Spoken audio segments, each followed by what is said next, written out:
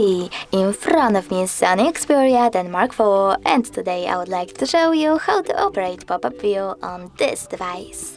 You need to begin by opening one of your apps and clicking on the square button.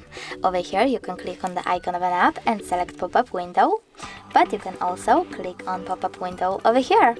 Either way, click on home button. As you can see now, I can use my app in this little window over here. If you want to move it around, just hold it and drag it.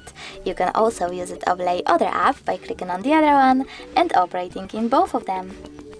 If you wish to, you can also make this app bigger by clicking on this square button over here to make it full size, and if you wish to close it, you can either click on this X icon at the top right or left corner, or simply close it in the background. Thanks so much for watching. If you enjoyed this video, don't forget to leave a like, comment and definitely subscribe. Bye!